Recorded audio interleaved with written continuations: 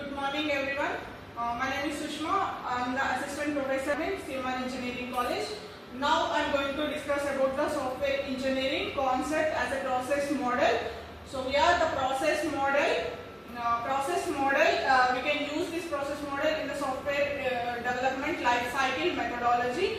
So here we are having so many process models are available. So each and every process model has to follow the software development life cycle methodology. So these process models we can use the software development life cycle. Here the life cycle phases are 6 phases are available.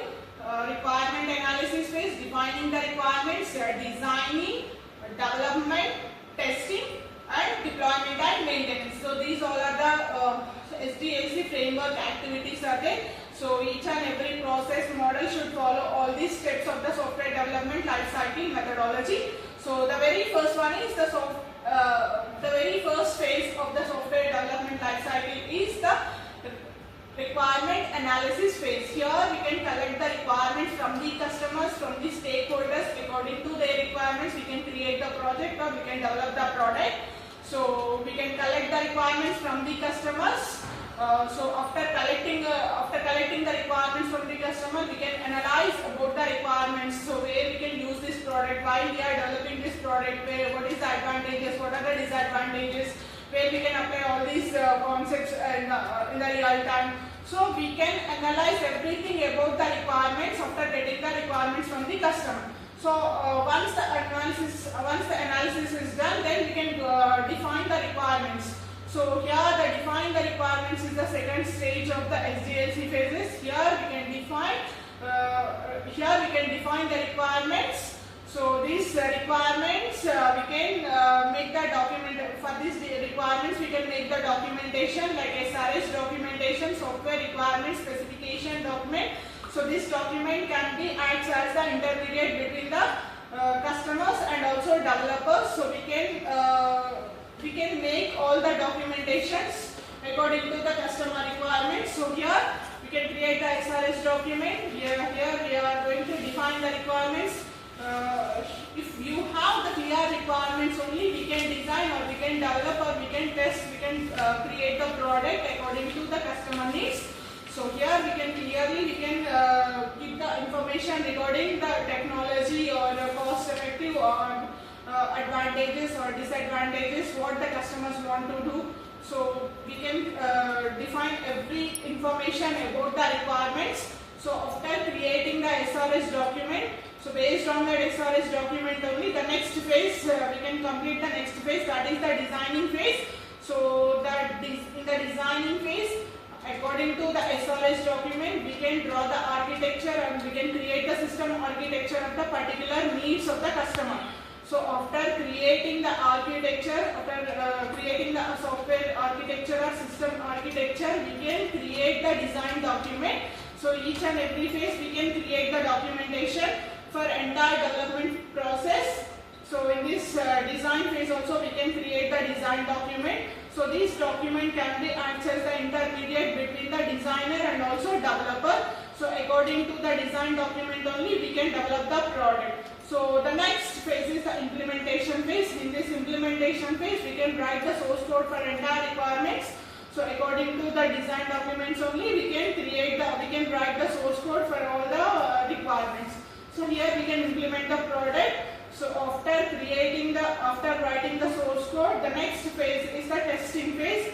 So here the testing phase, we can verify all the errors in that particular implementation phase. If there is any errors in that code, we can rectify the code, we can solve the errors in that code and we can release the code to the next stage, that is the deployment stage. After if there is any errors, if there is any errors in that particular code, we can rework and we can modify and we can rectify the errors in that particular program code. If there is no errors in that code, we can release the code to the next version or next step or next stage. The next stage is the deployment phase. After creating a product or project, we can deploy the project to the customers. Here we are involving the customers. So we can deploy the project to the customers according to the customer requirements. We can submit the entire project to the customers. So after will start. The next phase is the maintenance phase. So here the maintenance, while the customer using the particular product or project, they will get any errors or any issues in that particular code or project. So the developers will take care about that entire project. They can solve, they can rectify the errors in the customer's place only. So that is the maintenance phase. According to their needs, they can modify the code.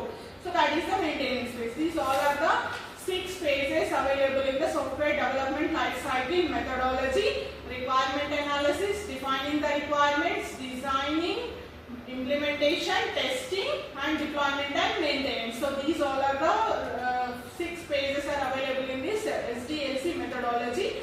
So each and every process model should follow all these 6 phases in the SDLC methodology. So here so many process models are available. So the very first model is the waterfall methodology. So here the waterfall methodology is also called as linear sequential lifecycle process model. Also called as linear sequential process model. So in this waterfall methodology, we are using this methodology only for the short project, not for the ongoing and long projects. Why? Because we are not involving the customers in the middle of the project development, and we can't change the requirements. Once the project implementation is started, we can't change any requirements of the project. So we can use this waterfall methodology only for the short projects or only for the clear requirements only, not for all the projects. So here in this waterfall methodology, after first phase is completion, then we can start with the next phase. For example, if the requirements analysis is completed, then only we can start with the defining the requirements. After defining the requirements only, we can start with the next phase. So here it's a flow, sequential flow. So we can use the first phase of output is acts as the second phase input. So previous phase output is acts as the present phase input. So we can make this as a sequential flow. One by one only we can complete. Each and every step we should complete in this methodology.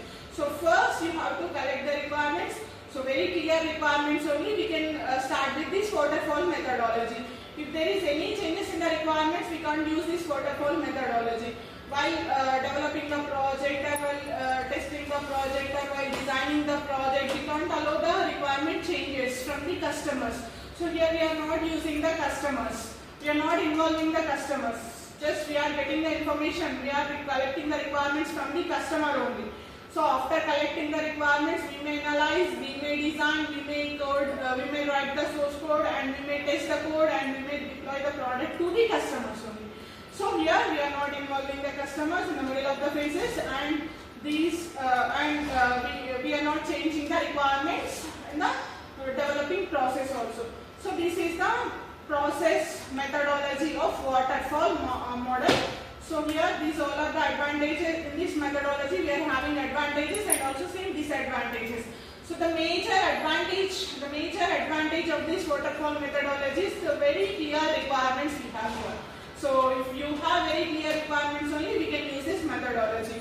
That is a major advantage, and that is also major disadvantage of this waterfall methodology. Why? Because we are not using this methodology for ongoing projects or large or big projects. We are not using this methodology. So that is the major disadvantage of this waterfall. So here the advantages of waterfall methodology is very clear requirements. It's a small, and we can use this methodology for small scale projects and low budget projects only we are using. Here the requirements are very clear.